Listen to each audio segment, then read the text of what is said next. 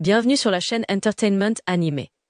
Ici, nous plongeons dans les aventures épiques et inoubliables de l'univers de One Piece, où Monkey D. Luffy et l'équipage du Chapeau de Paille naviguent à contre-courant pour réaliser leur rêve, devenir le roi des pirates. Alors, assurez-vous de vous abonner et d'activer la cloche de notification pour ne rien manquer des dernières mises à jour concernant l'univers de One Piece. L'histoire commence de manière dramatique lorsque Gunko, le chevalier sacré, monte finalement à bord du navire céleste de Kalen. Son arrivée soudaine surprend tout l'équipage à bord, notamment les membres de l'équipage du Chapeau de Paille, Nami, Usopp, Brook et Jinbei. Immédiatement, l'atmosphère devient tendue. Jinbei, sensible à l'aura de son adversaire, perçoit une énergie inhabituelle émanant de Gunko. Il se tient sur ses gardes, conscient que cette femme n'est pas une adversaire ordinaire. L'aura qui entoure Gunko est puissante et menaçante, laissant présager un impact majeur sur les événements à Elbaf. Cependant, au lieu d'attaquer directement, Gunko concentre son attention sur Brook. Son comportement semble chargé d'émotions, mais personne ne comprend ses intentions. Brook lui-même paraît perplexe, incapable de se souvenir de cette personne ou de son lien avec elle. La tension atteint son paroxysme lorsque Gunko lance soudainement une flèche en direction de Kalen. L'attaque est si rapide, mais Jinbei, avec une grande réactivité, bondit pour la dévier, protégeant ainsi l'enfant. La situation se transforme alors en un combat acharné sur le navire céleste. Nami, Usopp et Brook se joignent rapidement au combat, lançant une attaque collective pour repousser Gunko. Cependant, le chevalier sacré révèle des compétences extraordinaires. Elle esquive habilement toutes les attaques, puis riposte avec une puissance qui met l'équipage en difficulté. Le combat s'intensifie. L'ambiance sur le navire est désormais marquée par la tension, le chaos et une bataille dont l'issue reste incertaine. Pendant ce temps, ailleurs, Saul et Chopper semblaient soulagés. Le grand incendie qui faisait rage auparavant a enfin été maîtrisé. Tous deux réalisèrent l'ampleur du danger qu'ils venaient d'éviter de justesse. Si les flammes avaient continué à se propager, des centaines d'élèves géants marchant en dormant auraient pu être victimes d'une terrible catastrophe. Chopper était fier et convaincu que le puissant jet d'eau qui les avait sauvés était l'œuvre de Jinbei. Saul était également rempli de gratitude. Sans Jinbei, il n'osait imaginer le sort des enfants géants. Cependant, la situation n'était pas encore totalement sous contrôle. Saul commença à comprendre qu'un nouveau danger émanait des pas des élèves, qui continuaient de marcher sans relâche. Il tenta de les arrêter un par un en les tirant avec une corde, mais ses efforts restèrent vains. Chaque enfant géant qui s'arrêtait reprenait sa marche, comme s'il était contrôlé par une force invisible. Robin, qui se trouvait avec eux, émit alors une conclusion. La seule manière d'arrêter tout cela était de trouver et de vaincre la personne qui contrôlait les élèves. Sans perdre de temps, Robin et Chopper décidèrent de commencer leurs recherches, tandis que Saul continuait de suivre le groupe d'enfants pour s'assurer qu'ils ne se dirigeaient pas vers des endroits dangereux. Chopper commença à se demander où pouvait bien être Jinbei, qui n'était plus visible depuis qu'il avait éteint l'incendie. Robin tenta d'analyser la situation. Elle conclut qu'il était fort probable que Jinbei soit désormais impliqué dans un combat contre l'un des ennemis. Et d'après ses observations sur l'ampleur du chaos en cours, Robin était convaincu d'une chose. Un désordre d'une telle envergure ne pouvait pas être causé par une seule personne. Cela signifiait qu'il faisait face à plusieurs adversaires, et que tout cela n'était que le début d'une catastrophe encore plus grande. D'un autre côté, à distance, Gillingham et Somers continuaient d'observer le déroulement de la bataille. Gillingham remarqua que Gunko ne pouvait plus se retenir et se précipita directement sur le champ de bataille, affrontant l'équipage du Chapeau de Paille en personne. Une décision qui ne le surprit pas, étant donné que Gunko était bien connu pour son impulsivité.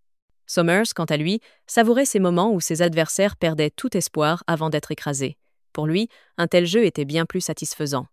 Gillingham réagit avec un ton sérieux, rappelant que cette fois, Gunko faisait face à l'équipage du Chapeau de Paille, y compris Jinbei, un ancien Shichibukai dont la puissance ne devait pas être sous-estimée. Il savait que ce combat ne se terminerait pas rapidement. En entendant le nom de Jinbei, Somers commença à montrer un certain intérêt. Il comprit que la présence de l'équipage du Chapeau de Paille apporterait une toute autre dynamique au conflit, le rendant bien plus captivant que prévu. Gillingham ajouta même que si le Yonko Luffy entrait en jeu, la situation deviendrait bien plus chaotique et remplie de défis. Bien qu'il n'ait entendu parler de la puissance des Yonko qu'à travers des récits et des nouvelles, c'était peu, être l'occasion pour lui d'en faire l'expérience directe. Cependant, jusqu'à présent, Luffy n'est toujours pas apparu aux alentours de l'école Walrus. Il se trouve encore dans le monde souterrain en compagnie de Zoro, Sanji, Loki et Ajrudin. Les informations sur le chaos qui règne en surface ne se sont pas encore complètement répandues dans toute l'île d'Elbaf, y compris dans la zone où se trouve Luffy. Dans le monde souterrain, l'ambiance est bien plus calme. Un soleil pâle brille au loin et Luffy vient tout juste de terminer son déjeuner avec Loki.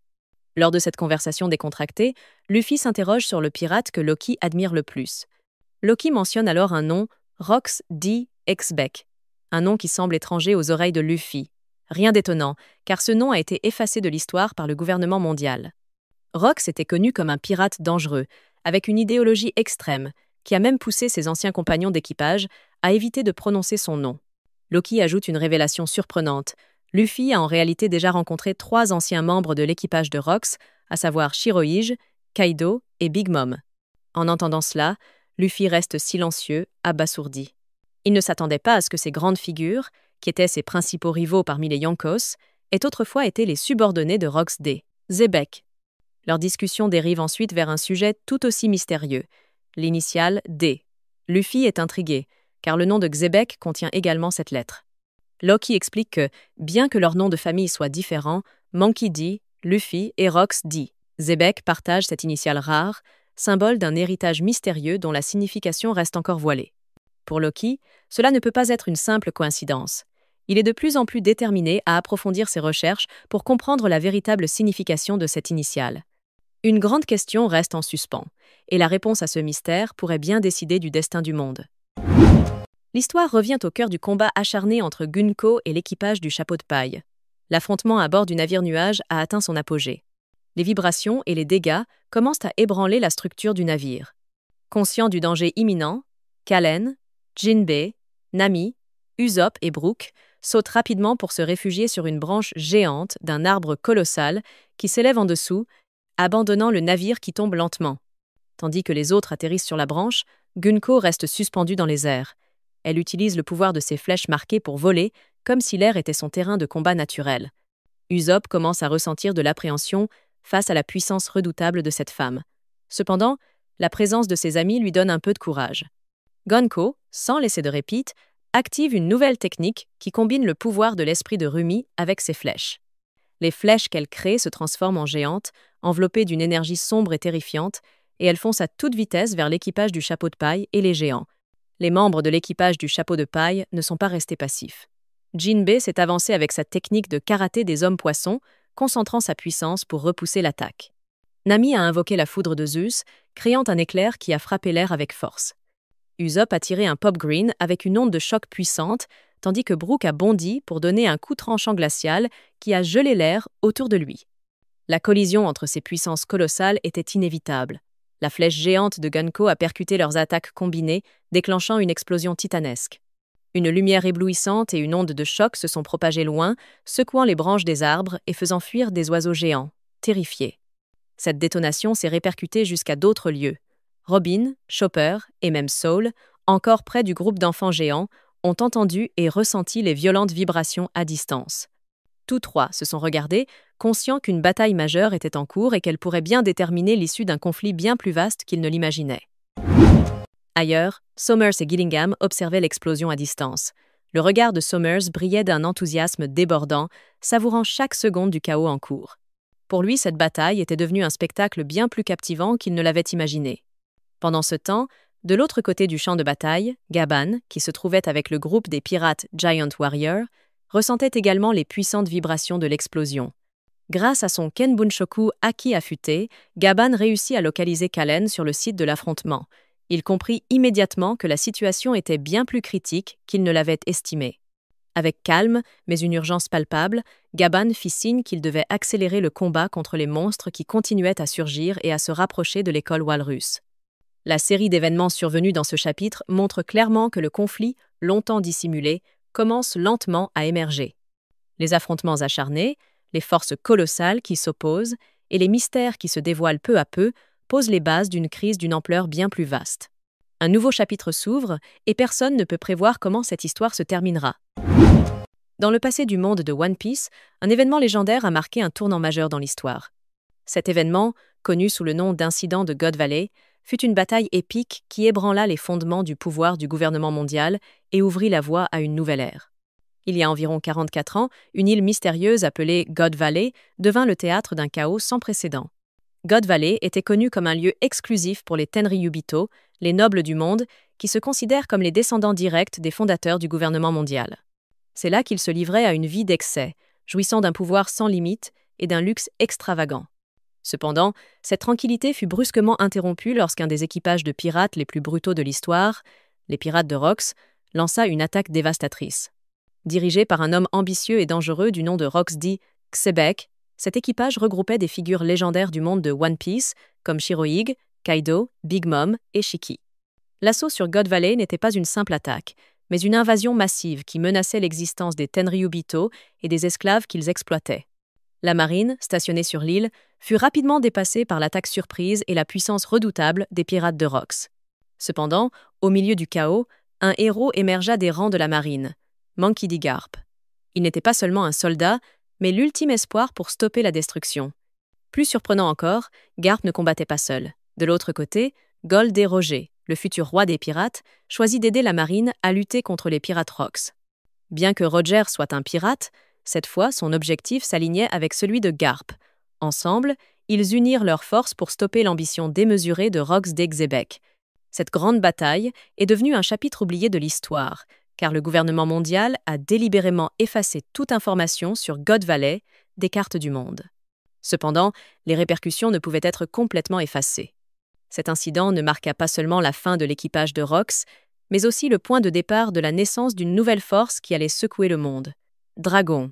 Dragon fut témoin de la contradiction entre justice et pouvoir.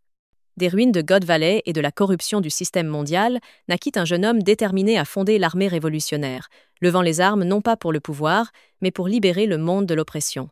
Après la bataille et la défaite des pirates Rox, il est mentionné que Roger a pris l'œuf mystérieux. Depuis ce moment, cet œuf n'a plus jamais été aperçu, à l'exception d'un seul portrait légendaire, immobile sur le pont de Loro Jackson, comme s'il attendait le moment pour éclore et révéler un grand secret du monde. Cette victoire a fait de Garp un héros de la marine, mais l'implication de Roger, un pirate, dans le sauvetage des Tenryubito a été délibérément cachée par le gouvernement mondial. Il ne voulait pas que le peuple sache que la sécurité des dieux du monde avait un jour dépendu d'une personne qu'il considérait comme un criminel. Ce mensonge est devenu une partie du voile sombre de l'histoire du monde qui commence lentement à se dévoiler. Pour Dragon, ce moment a marqué un tournant dans sa vie. Être témoin de la cruauté des Tenryubito envers leurs esclaves, voir comment le pouvoir protège les oppresseurs et réduit au silence la vérité, cela a transformé sa vision de la justice. Il a commencé à se demander qui était le véritable ennemi de ce monde, et c'est là que la graine de la rébellion a commencé à germer dans son cœur. De God Valley, Dragon n'est pas seulement rentré chez lui comme un jeune soldat ayant survécu à l'enfer, mais aussi comme un homme blessé par le système. Et cette blessure l'a poussé à fonder l'armée révolutionnaire, un groupe déterminé à renverser la tyrannie et à ébranler le monde jusqu'à ses racines. Après la tragédie de God Valley, Monkey D. Dragon a commencé à prendre conscience d'une vérité amère. Bien qu'il fasse partie de la marine, il ne pouvait rien faire pour arrêter les injustices perpétrées par les dirigeants du monde. Il a été témoin de ses propres yeux des atrocités commises par les Tenryubito, torturant leurs esclaves sans qu'aucune institution ne puisse les stopper. À partir de ce moment, la foi de Dragon en la marine a commencé à s'effondrer. En silence, il a réfléchi, cherchant la véritable signification de la justice. Finalement, avec une détermination inébranlable, il a décidé de quitter la marine. Cependant, son chemin ne l'a pas conduit directement à la création de l'armée révolutionnaire. La grande inspiration est venue lorsque Dragon a rencontré Gol D. Roger, le légendaire roi des pirates. Lors de cette rencontre, Roger lui a parlé du siècle oublié, cette partie de l'histoire du monde effacée par le gouvernement mondial. Il a également mentionné un personnage appelé Joy Boy, une figure légendaire censée réapparaître pour changer le monde. C'est à partir de ce moment-là que Dragon a commencé à élaborer son plan. Il a compris que le monde avait besoin d'une organisation capable de s'opposer ouvertement à la tyrannie du gouvernement mondial. Ainsi est née l'armée révolutionnaire, un mouvement global qui propage l'esprit de liberté, aide les nations opprimées et rassemble ceux qui aspirent à un monde juste. Dragon savait qu'un jour, cette armée deviendrait la force principale soutenant Joy Boy. Ce qui est encore plus surprenant, c'est que Dragon a discrètement pris conscience d'une chose. Le Joy Boy, prédit par Roger, pourrait bien être son propre fils, Monkey D. Luffy. Ainsi, d'un mystérieux incident survenu dans le passé à God Valley, sont nées deux grandes figures qui changeront le monde. Dragon, le leader de la Révolution, et Luffy, le futur Joy Boy. La question qui se pose maintenant, tout cela était-il prévu depuis le début? Le destin les a-t-il connectés bien avant le commencement de cette histoire? Pendant ce temps, ailleurs, le combat sur le navire nuageux entre Gunko et l'équipage du Chapeau de Paille s'intensifie, marquant le point culminant de la tension dans l'arc d'Elbaf. Gunko, qui semble avoir un lien émotionnel avec Brook, attaque le groupe de Luffy pour capturer Kalen. Cette action déclenche une bataille acharnée où chacun des membres de l'équipage du chapeau de paille montre sa puissance redoutable. Pendant ce temps, ailleurs, Robin, Chopper et Saul commencent à élaborer une stratégie pour sauver les élèves géants qui avancent hors de contrôle. Cette situation laisse entendre qu'un mystérieux instigateur tire les ficelles dans l'ombre, et ils doivent rapidement le découvrir et le vaincre. De son côté, Luffy reste dans le monde souterrain, explorant des informations cruciales sur Rox d'Ixebec et le mystère du D qui entoure l'histoire du monde. Ces révélations n'enrichiront pas seulement la compréhension de Luffy, mais pourraient également influencer le cours des grandes batailles à venir. Puis, dans un retour en arrière sur l'histoire de God Valley, nous découvrons que cet événement majeur n'a pas seulement marqué la fin de la domination de l'équipage des Rox, mais il a également été un tournant décisif dans la vie de Monkey D. Dragon.